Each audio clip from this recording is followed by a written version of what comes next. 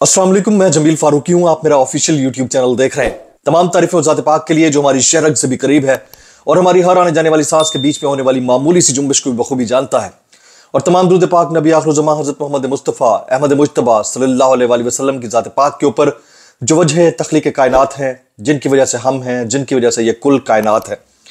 Million dollar question, मुमकिना election, मुमकिना आम इंतखाबात, election 2024, 8 फरवरी उनकी डेट शेड्यूल्ड है। क्या उस डेट के ऊपर इंतखाबात हो पाएंगे या नहीं हो पाएंगे? आप सब मुख्तलिफ अंदाज से यह सवाल करते रहते हैं। आज इस सवाल का जवाब अब तक की सबसे बड़ी डेवलपमेंट, सबसे बड़ी खबर की सूरत में मेरे पास मौजूद है। मैं चाहूंगा वो जवाब आपको दूं, इसलिए यह वीडियो आपने बिल्कुल आखिर तक देखनी है। कहीं पर भी वो वीडियो मैं शामिल करूंगा। यह बात मैं अरसे दराज से कहता आ रहा हूं, लोग उसके ऊपर कान नहीं धरते थे। आपको पॉजिटिविटी चाहिए, बड़ी अच्छी बात है, लेकिन रियलिटी से आप दूर नहीं भाग सकते। तो उस वीडियो को आपने जरूर देखना है। साथ ही साथ अगली बारी किसकी है, अगली बड़ी गिरफ्तारी किसकी हो सकती है, मुमकिन तौर पर कौन वो बड़ी शख्सियत है जिसकी गिरफ्तारी हो सकती है, जो आजकल चौके छक्के बड़े मार रहे हैं, वो भी खबर मैं आपको दूंगा। लेकिन उससे पहले अगर आपने चैनल सब्सक्राइब नहीं किया, सब्सक्राइब कीजिए। बेल आइकन यानी घंटा या घंटी अपने अंगूठे से जरूर दबाइएगा। और आई होप आप मेरा नया हेयर कट, मेरा नया जो लुक है उसको लाइक करेंगे। जिनको पुराने वाला पसंद था तो बहुत जल्द ये बड़े हो जाएंगे, तो फिर आप वो वाला लुक देख सकते हैं। तो जी, आज की टॉप स्टोरीज से व्लॉग का आगाज करते हैं। टॉप स्टोरीज, सबसे पहली टॉप स्टोरी, इस वक्त के जो केयर टेकर प्राइम मिनिस्टर हैं, निगरान वजीर आजम अनवारुल हक काकड़, उनके खिलाफ लाहौर में अदालत के अंदर दरख्वास्त दायर कर दी गई है। लाहौर हाई कोर्ट के अंदर दरख्वास्त दायर कर दी गई है और इस दरख्वास्त में यह मौक़िफ़ इख्तियार किया गया है कि 15 नवंबर को निगरान वज़ीर आज़म की जो मुद्दत है, उनका टेन्योर है इंतख़ाबात कराने से मुताल्लिक, वो इख्तिताम पजीर हो चुका है, इसलिए उनको ओहदे से फारिग किया जाए। जी हाँ, अनवारुल हक काकड़ साहब के खिलाफ दरख्वास्त दायर कर दी गई है और मौक़िफ़ यह इख्तियार किया गया दरख्वास्त गुजार की जानिब से कि अनवारुल हक काकड़ साहब को मुद्दत गुजर जाने के बाद, जो कॉन्स्टिट्यूशनल पोस्ट उनको दी गई थी उसकी मुद्दत गुजर जाने के बाद अब उनको ओहदे से हटा देना चाहिए। 27 नवंबर को इस दरख्वास्त की समाअत है। जबकि निगरान वज़ीर आज़म का निजी टीवी चैनल को इंटरव्यू में जो कुछ अंदाज से मुख्तलिफ अंदाज से गुफ्तगू करना था, वो ज़ेर बहस अब आपके सामने रखते हैं। 29 नवंबर को बैरून मुल्क होऊंगा, इसलिए अदालत में पेशी मुमकिन नहीं है। निगरान वज़ीर आज़म, अच्छा ये किसी और पेशी की बात कर रहे हैं, वो पेशी क्या है वो भी आपके सामने बताता हूं। निगरान वज़ीर आज़म अनवारुल हक काकड़ ने एक बार फिर बर वक्त और शफाफ इलेक्शन करवाने की यकीन दहानी करवा दी। ये यकीन दहानी केपी और पंजाब में इलेक्शन करवाने से मुतालिक भी इलेक्शन कमीशन देता रहा है, यह आप ज़हन में रखिएगा। अच्छा जी, निजी टीवी चैनल के प्रोग्राम में गुफ्तगू करते हुए अनवारुल हक काकड़ का कहना था कि इस वक्त मुल्क में सिक्योरिटी चैलेंजेस पहले से ज्यादा हैं, इन चैलेंजेस को सियासी अमल से नहीं जोड़ना चाहते, हुकूमत शफाफ इलेक्शन यकीनी बनाएगी। उन्होंने कहा कि अवाम के वोट लेने के लिए महरूमी कार्ड इस्तेमाल किया जा रहा है। पीटीआई को सियासी सरगर्मियों की मुकम्मल इजाजत है। जनाब, पीटीआई को सियासी सरगर्मियों की मुकम्मल इजाजत है। पीटीआई समेत किसी जमात को जलसों और रैलियों से नहीं रोका। इलेक्शन के बाद सियासी इस्तेहकाम के लिए बड़ी जमातों को सोचना होगा। उनका कहना था कि 8 फरवरी को आम इंतखाबात होंगे। अब ये बड़ी खबर मैं आपको दूंगा व्लॉग के बीच में, कहीं पर भी ये 8 फरवरी को होंगे, नहीं होंगे, क्यों नहीं होंगे, रीजन क्या होगी, अगर होंगे तो क्यों होंगे, उसकी रीजन भी क्या होगी, वो एक वीडियो है, वीडियो आपने जरूर देखनी है। लेकिन साथ साथ ये जो कह रहे हैं कि तमाम सियासी सरगर्मियों की इजाजत पीटीआई को है, तो इसके ऊपर मैं सिर्फ इतना कहूंगा, वो हमने एक मुहावरा सुना था ना कि झूठ बोले कबा काटे, तो अब झूठ बोले कुकड़ काटे, नहीं सॉरी, कुकड़ नहीं, कुछ और कहना था मैंने, आई एम सॉरी। तो मतलब इतना भी क्या यार, इतना भी क्या झूठ। दूसरी टॉप स्टोरी, आज की दूसरी टॉप स्टोरी, वो आपको वीडियो की सूरत में मैं दिखा देता हूं। ये किसी क्राउड के ऊपर, किसी हुजूम के ऊपर फायरिंग या लाठीचार्ज का नतीजा नहीं है कि लोग तेजी से भाग रहे हैं। ये दीरबाला के अवाम है, मुख्तलिफ इर्द गिर्द के इलाकों के अवाम है, जो शेर अफजल खान मरवत की सरबराही में बुलाए गए वर्कर्स कन्वेंशन में शिरकत के लिए दौड़े जा रहे हैं। गो वहां पर दफा 144 भी नाफिज थी, इसके बावजूद पब्लिक का इतनी बड़ी तादाद में वहां पर पहुंचना ये निशानी है कि लोग जो है वो नजरिए को मानते हैं। बहरहाल इस हकीकत को आपको हमें तस्लीम करना होगा। ये बड़ी इंपॉर्टेंट डेवलपमेंट है, लेकिन यहां पर एक और डेवलपमेंट भी है कि कौन कौन सी वो बड़ी शख्सियत है जिसको गिरफ्तार आने वाले दिनों में किया जा सकता है। मैं अपने सोर्सेस के साथ आपके लिए खबर रखूंगा, लेकिन आपने भी को आखिर तक लिखना है। अच्छा जी, तीसरी टॉप स्टोरी, अगली टॉप स्टोरी आपको बताते हैं। मेरी नजर में ये टॉप स्टोरी है। ये मोहम्मद शुएब शाहीन साहब ने एक ट्वीट किया है। क्या ट्वीट किया है आपके सामने रखता हूं। वो कहते हैं, मेरे लिए इलेक्ट्रॉनिक मीडिया पर गैर एलानिया मुकम्मल पाबंदी को आज 1 हफ्ता हो गया है। बहुत से दोस्त, वकला, खैरख्वाह और पीटीआई के कारकुनान सवाल करते हैं।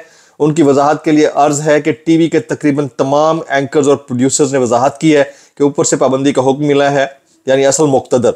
मगर सवाल यह है कि पाकिस्तान के सबसे बड़ी पार्टी पीटीआई के तर्जुमान पर गैर एलानिया पाबंदी, इमरान खान पर पाबंदी, पीटीआई की लीडरशिप पर पाबंदी, अगवा बराए बयान, झूठे मुकदमात, चादर चारदीवारी की पामाली, ख्वातीन और बच्चों की बेहुरमती के साथ इलेक्शन का ऐलान और लेवल प्लेइंग फील्ड किसी मजाक से कम नहीं है। शुएब शाहीन साहब को इस बात का बखूबी आइडिया है कि सिर्फ तहरीक इंसाफ के जो रिप्रेजेंटेटिव्स हैं उनकी बात नहीं हो रही। बहुत सारे ऐसे एंकर जो खुलकर बोल रहे थे, उनकी तादाद तकरीबन 16 है। 15-16 के करीब एंकर्स हैं जो इस वक्त ऑफ एयर हैं या नौकरी से बरतरफ करवाए गए हैं पीडीएम की जानिब से। खासतौर पर उसमें ज़ाहिर है नून लीग का अपना एक किरदार है, एवरीबडी नोज। तो ये भी एक बहुत बड़ा अलमिया है पाकिस्तान जैसे मुल्क के लिए। अब जी, बोलती तस्वीरें शामिल करने से पहले आपसे दोबारा से गुजारिश, अगर आपने चैनल सब्सक्राइब नहीं किया, सब्सक्राइब कीजिए, अंगूठे का बटन जरूर हिट कीजिएगा और यह भी जरूर बताइएगा कि मेरा नया हेयर कट आपको कैसा लग रहा है जनाब। तो पहली बोलती तस्वीर, ये मैं अपनी ही बोलती तस्वीर शामिल कर रहा हूं। आज 26 नवंबर है। जी हाँ, आज 26 नवंबर है। गुज़िश्ता साल आज ही के दिन रावलपिंडी में इमरान खान साहब ने एक जलसा मुनक्किद किया था। उससे पहले उनके ऊपर वजीराबाद अटैक हो चुका था। ये मेरी तस्वीर है, आप मेरे इर्द गिर्द पब्लिक का हुजूम चेक कर लीजिए। जो इज़्ज़त एहतराम पब्लिक ने हमें दिया, लोगों ने मोहब्बत हमें दी, उसका शायद हम रिटर्न कभी नहीं दे सकेंगे। सर्विसेज हर किसी की अपनी अपनी होती हैं। ज़ाहिर है पार्टी जो करती है वो अपने लिए कर रही होती है, लेकिन जो सहाफ़ी सच के साथ खड़े होते हैं वो अपने अंदाज से खड़े होते हैं। तो ये तस्वीर और उस दिन एक तस्वीर और थी जो बड़ी वायरल हुई थी, हाथ उठा के ऊपर सलाम करने वाली, जिसको सारे चैनल्स ने और बहुत सारे मुखालफीन ने भी ट्वीट करके कहा कि क्या ये सहाफ़ी है। तो वो भी उसी दिन ही वायरल हुई थी। तो ये बोलती तस्वीर है। 1 साल गुजर गया, रौनकें ख़त्म हुई। अल्लाह ताला सबको हिफ्ज़ अमान में रखे जी। दूसरी बोलती तस्वीर शामिल करते हैं। ये देखिएगा, गुज़िश्ता दिनों एक बहुत बड़ा हवा क्रिएट हुआ कि बिलावल जो है वो अपने वालिद बुजुर्गवार से नाराज़ होकर चले गए हैं दुबई। लेकिन जो शख्सियत बिलावल के बराबर में इस वक्त खड़ी है, इनका नाम आसिफ अली जरदारी है। इन्होंने मुल्क के 372 अरकान असेंबली को वो अपने पीछे लगाया हुआ है। तो बिलावल किस खेत की मूली हैं, तो उन्होंने जाकर उनको मेरे ख्याल में मना लिया। उनके फैमिली पिक्चर जो है वो अपलोड हो चुकी है। अब इसके अंदर से फर्दर क्या निकलेगा, that will be A question mark. Election होंगे नहीं होंगे उसके पर मैं बाद में आने जा रहा हूं। अभी हम शामिल करते हैं वायरल बयानात, आज के हमारे वायरल बयानात। जी जनाब, सबसे पहले शाहिद खाकान अब्बासी साहब के 2 वायरल बयानात में शामिल करूंगा। पहला वायरल बयान, मैं नून लीग की सियासत से इत्तेफाक नहीं करता, शाहिद खाकान अब्बासी। और इसी से कनेक्टेड उनका दूसरा वायरल बयान भी है, मैं इक़्तिदार बराए इक़्तिदार की सियासत का कायल नहीं हूं। अगर पार्टी ने मरी में किसी वर्कर को टिकट दिया तो साथ चल सकता हूं, वरना लोग आजाद हैं, फैसला कर लें। शाहिद खाकान अब्बासी साहब का यह स्टेटमेंट उस वक्त आया है जब मरीम नवाज शरीफ साहब से मुतालिक ऑलरेडी कह चुकी हैं कि नवाज शरीफ साहब मरी से कंटेस्ट करेंगे इलेक्शन में। तो शाहिद खाकान अब्बासी साहब को पार्टी के बहुत सारे फैसलों के ऊपर एतराज है। अब वो किस डगर पर किसकी तरफ खड़े हैं, कैसे खड़े हैं, क्यों खड़े हैं, कितने अरसे के लिए खड़े हैं, इसका फैसला वक्त करेगा और वक्त के साथ साथ ये चीज पता चलती जाएगी। आज का दूसरा वायरल बयान, तराजू के एक पलड़े में सोना है और दूसरे पलड़े में काठ कबाड़, जो वजन पूरा करने के लिए इधर उधर से डाला गया है। जेवर सोने से बनता है, काठ कबाड़ से नहीं। ये बड़ा ही मेहरबानी कर दी है इन्होंने, हबीब अकरम साहब ने, इन्होंने काट कबाड़ बोला है, मैं तो इसको शिट बोलूंगा, शिट शिट। हाँ जी, वो है ना रिट ऑफ द गवर्नमेंट, नहीं शिट ऑफ द गवर्नमेंट। अच्छा जी आगे चलते हैं जी। इरशाद आरिफ साहब, बड़ा जबरदस्त इनका वायरल बयान है, ये सुनने से लायक है, गौर कीजिएगा। देहाती ने शिकायत की कि फलां शख्स ने मुझे गेंडा कहा, जिससे पूरे गांव में मेरी बेइज्जती हुई। पंचायत ने पूछा उसने तुम्हें गेंडा कब कहा? 3-4 साल पहले। भला मानस देहाती बोला, 3-4 साल पहले गेंडा कहने पर बेइज्जती आज महसूस की? मैंने गेंडा आज देखा।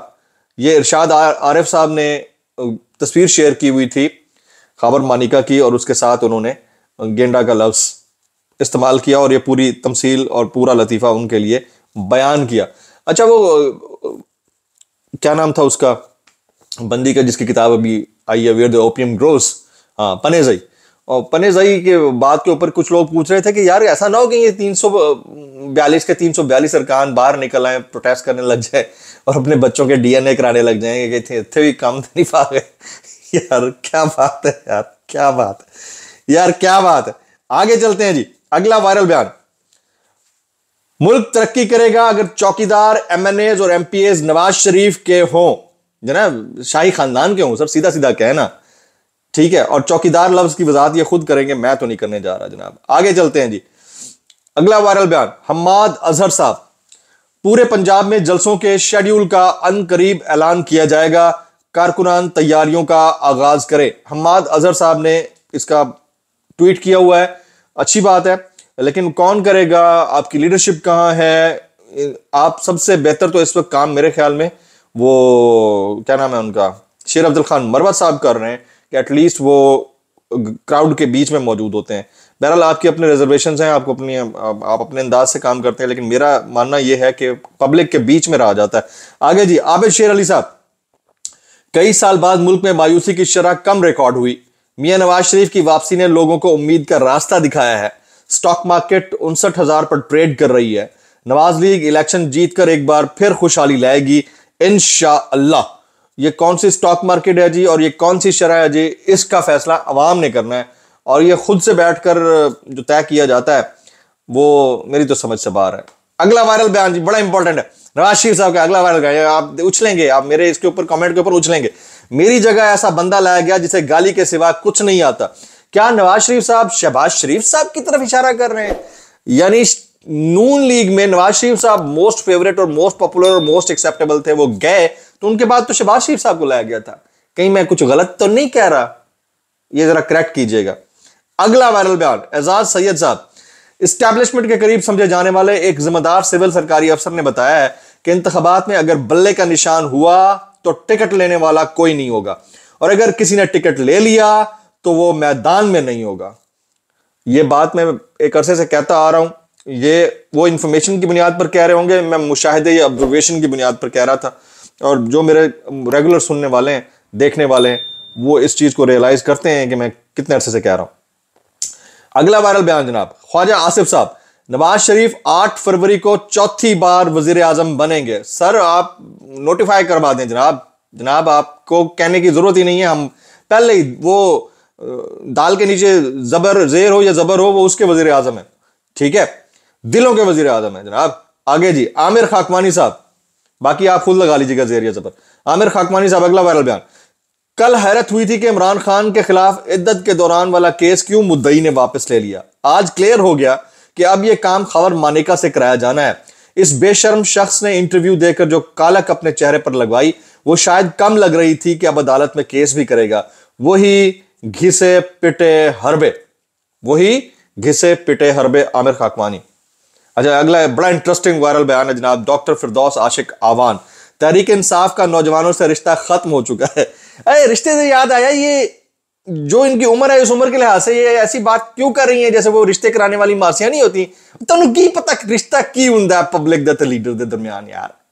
वैसे एक गल है, वो रिश्ते कराने वाली माइयां तो कहती रहती है ना गांव के अंदर या मोहल्ले के अंदर के पास, ए रिश्ता ते हुण नहीं रहा, ए ते हुण टुट गया, ए ते हुण टुट गया, फलां ते फलां जुड़े, फलां ते फलां दे नाल जुड़ी हुई जे, ठीक है, ये वो वाली मासियां होती हैं जनाब। अगला वायरल बयान, एक और इंटरेस्टिंग बयान, समझने से कासिर हूं कि मुझे क्यों जेल में डाला गया।